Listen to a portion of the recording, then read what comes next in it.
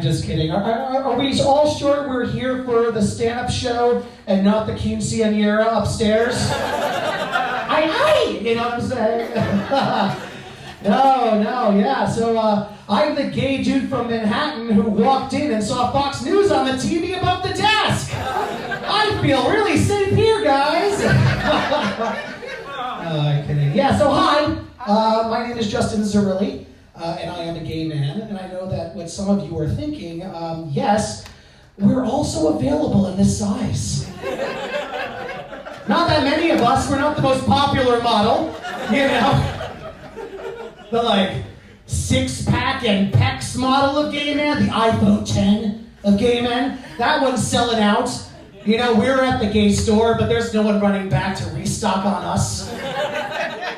We've got coupons, you know, 30% off. No one wants that. We've got like a buy 6 gays, we'll ship them to you with wine and some chocolate, like a Harry and David's like gay thing. No, nothing. We're very alone and we're very cheap. That's what I'm saying to you guys. So about this one, we're like the rare Pokemon of gay people. You're not gonna find us where like other gays congregate. You know, we're not at the beach. You know, we're not at the club. We're not at the parades. We're like at the Chinese buffet by ourselves in the corner, shit eating. That, you know, we're like, and no one's looking for that rare Pokemon either. You know, no one's trying to catch us. But if you're ever looking, that's where you find us. Actually, there's a term for this body I am serving you tonight, yes, in my community, actually. And that term is gay fat. Yeah! You know how they say it gets better? Not always! Gay fat. This is gay fat, everybody. Yeah, exactly. It's fine, you know, I accept it. Apparently I am fat in the gay community. It's becoming straight fat that fucking terrifies me. Keeps me up at night. Because there's nowhere to go from there, okay? Like if you're straight fat in the straight community, you're gonna be fine. I watch TV, okay? I know how the straight fat guys turn out. They get sitcoms, okay? Millions of dollars in sitcoms for straight fat people. You know what happens when you become straight fat in the gay community? Honestly, I'm not sure. I think actually I'll just wake up the next morning and be straight. Like I'll turn over, it turns out I've been married to Leia Remini for like 3 years. She's my wife. I've got like business cards from my plumbing company on the side table, and it turns out my entire life was just a dream. Thank you for the adventures, gays, I appreciate it. No, but I'm serious, guys. Like, if any of you were to be gay and you became straight fat, the community itself would kick you out. Yeah, no, I'm serious. It's sad, right? Really. Like, no more bars, no more pride parades, no more secret orgies at Mike Pence's residence. All of that stuff gets pulled off the table. You have to go home, think about what you've done, sign up for some New York Sports Club membership and puke and cry and hate yourself, and finally, when you're a dried up husk of the human you once were, then they invite you back to brunch again. They will not let you eat at that brunch. That requires a lot more time and paperwork, but you can watch them and just be happy to be included again. And you know, it's not just the gay fat thing. It's also become like a health thing. Actually, last week, my doctor informed me that I'm showing signs of fatty liver. Yeah. So now I'm looking for a doctor who won't call my liver mean names. Hashtag all livers matter. Okay, guys, get a bumper sticker with that, and I will put it on my mom's car because I do not own a car. Fatty liver. My doctor is lucky that I did not go off on his kidneys because I had some choice words. But I'm a nice guy and I don't do that. Yeah. On top of that, guys, I also got a gym membership to Planet Fitness. Yeah. Haven't been to Planet Fitness, but I'm paying. 2019 resolution. Walk inside and say hello. I don't know if I'll stay. Maybe that's 2020. We'll figure it out. And, Planet Fitness is not happy. They're not happy that I'm not showing up. Is anyone here a member of Planet Fitness? Anyone? No one. I am. You are, yes! Here's the thing about Planet Fitness, guys. Like, the people who sign up for Planet Fitness are all clearly not going to Planet Fitness. And they are pulling out all the dirty tricks to get us in there. I get an email and it's like, hey, Justin, noticed you haven't been by Planet Fitness in a while. Just wanted to let you know, tonight, we're serving free pizza at Planet Fitness. Come on in. And I look at that email and I'm like, whew, I don't go. Because my will is strong and Grubhub still delivers. Then 3 days pass by and I get another email. Hey, Justin, you didn't come by for that pizza at Planet Fitness. That's okay, we still love you. We've got free bagels today at Planet Fitness. Come on in for a schmear. Maybe look at an elliptical or something. Come on, Justin, please. And you know what's crazy? Like, that says everything about the state of humanity, right? Because the reverse never happens. I don't get an email like, hey, Justin, it's Mario's a pizzeria. We've got a new treadmill inside if you want to come. Come on by, we're doing a Pilates course. Swinging strombolis.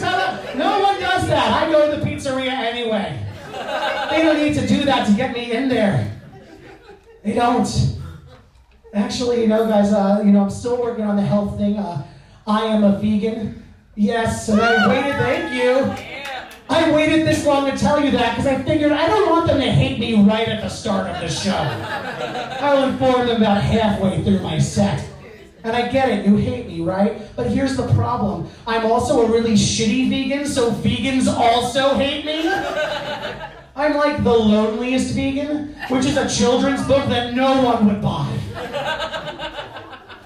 I've been a vegan for about 6 months, okay? I came out to my family as a vegan and they were very surprised. Yeah. They were not surprised when I came out as gay. Because apparently, me turning my back on the Lord was a lot easier to believe than me turning my back on a cheese tray. Surprise, I'm a vegan, yeah. No, it's like half my family actually is vegan. And the other half still enjoys being alive. Actually, my family is here tonight, everyone. They've taken up this entire table, thank you. My loud Italian family. I'm what's known as a third-generation Italian. For those of you who don't know what that means, I'm about as Italian as one of those weird peppers that come in a Papa John's pizza box. People look at me, what's he doing here? He's not necessarily Italian, but I'm like, I'm here with the pizza. I'm Italian. No, as a third-generation Italian, what that means is that my grandparents' parents came all the way to America and faced hardships so that I could judge you and roll my eyes when you say mozzarella wrong. That's what I got for you people. I'm kidding. I can also say vaffanculo when you get it wrong. I can curse in Italian. That's as much culture as I've got, guys. Actually, half my family is third-generation Italian. That's on my mother's side. On the other side is my father, who was a very mysterious man and never quite told me what my heritage was. Yeah, I actually asked him as a kid. I was like, Dada, what are we on your side? And he would look me in the face and say, well, Justin, I had an uncle who owned a stable in Poland. That's all he said. And my father passed away, and now I'm just kind of like, is this my national treasure? Is this my Da Vinci Code? Am I supposed to go tomb raid some random stable in Poland? Am I the heir to $1 billion Polish stable throne? You never told me? I don't know. Hopefully someday I'll find it out. So my mother, an Italian woman, raised me very strict as a child, a very strict upbringing by my mother. One of the things, as a kid, I was bullied in school a lot. The kids pick on me because I was fat then. And that was like in the 80s when no one was fat, right? Like now everyone's fat. Like all the kids are like little porkers. But like when I was fat, it's like, I was like that guy who was listening to that band before they sold out. I was like the OG fat in school. But anyway, she raised me strict and she was like, Justin, only stupid people use their fists. Smart people use their words. And she was right. People would make fun of me and I would hit them in the back of the fucking head with a thesaurus. It worked! It was great! I have a brother, he can't be here tonight. His name is Jared, but I'm very excited to announce that he recently gave birth to a baby daughter. Yeah. And he's about to have a Broadway debut. He is debuting on Broadway, my brother. Yes! Thank you. And not to brag, I haven't killed my cat yet, and I successfully grew a beard. Don't mean to overshadow the younger brother, It's like, Jared, you'll get this soon, I promise. You will get there. You will make it. In the meantime, I support you and I love you. Actually, yes, this beard is a recent addition to my face. Thank you very much. Actually, my friends staged an intervention on me and told me to grow a beard. That's how exciting my life is. Not a crack addiction, not alcoholism. They were like, Justin, it's time for you to embrace nature's Photoshop. It's time for you to grow a beard. And you know what? I don't really think of it as nature's Photoshop. For me, it is face scaffolding while I work on eliminating my extra chins. There's work being done here. Be patient. It's going to be great. There'll be a public space for everyone to kind of relax during the day. Be here. Actually, and also this outfit, if you had seen me literally 2 months ago, I would have been wearing a pair of jeans that were about 4 sizes too large and a $10 graphic tee. President Trump has been our president long enough that it inspired me, and I decided it was time to also outsource. And so I picked my cousin and her husband, and they literally styled me from head to toe, bought me all new outfits. Yes, thank you. Finally, I'm 36 years old. It was nice to be 13 my entire life and kind of just hop to where I am now. And so I'm wearing this beard, and I'm out there and I'm dating. And an interesting side effect I discovered is that I've earned the nickname on the gay dating apps. I'm being called a daddy. Yeah, daddy. Yeah, that one made you blush, right? Daddy! That is a term.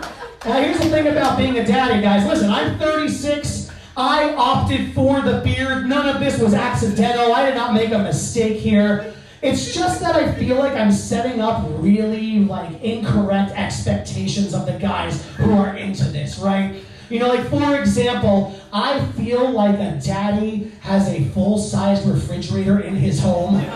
Not like a beer fridge. I feel like daddy can afford a fridge with a freezer. I don't want to, I feel like daddy does not have the entire stuffed cast of Pixar's Inside Out on his bed. I don't think anyone looking for daddy is looking to spend some quality time with Bing Bong, who is cotton candy scented. I don't think that's happening. Listen, guys, I love that snort. Thank you very much. I'm going to leave you guys with this. Has anyone in this room ever received the amazing compliment of being compared to a celebrity? Has anyone here, not a single one of you, no one's ever told you look like somebody famous? One. We've got one right over there. Listen, it is an amazing experience, guys. I've actually been compared to 2 different celebrities, okay? When I was in 2nd grade, a little girl named Melanie Susskind told me that I looked like a fat version of Emilio Estevez. Yeah! That goes on the resume in the special skills section, right? Are they hiring chubby Emilio Estevez impersonators? Is that money I can get on right now? Because I'm on board. No, yes, so she said this to me, okay? And then she kicked me in the nuts, said, "See you later, fat Emilio," and ran off to the playground. And it took about 3 years, but my therapist and I are pretty sure that's why I'm gay. Pretty sure. And listen, it's fucked me up to such a degree. Okay, guys, that happened was like 28 years ago, and I still remember every moment about it. Meanwhile, I can't remember my mom's birthday. It's like, you win, Melanie, such kind! Damn you!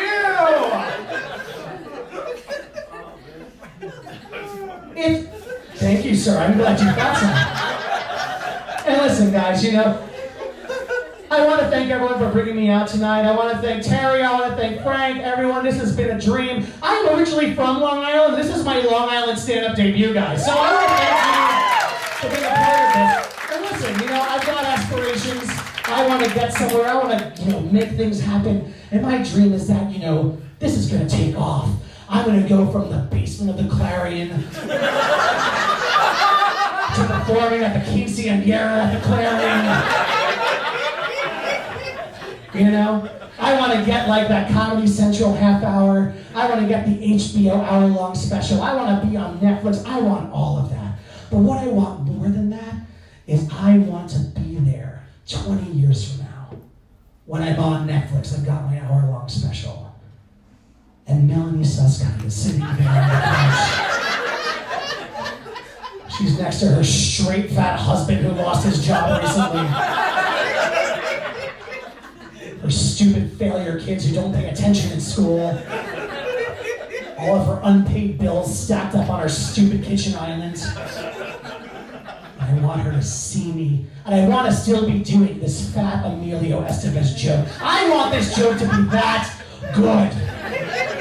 And I am still doing it. And I want her to recognize me. And I want a small tear to come down her eye. And I'm telling you this, guys, I know that before she turns off the television, she will finally say, wow, now he looks like an even fatter Emilio.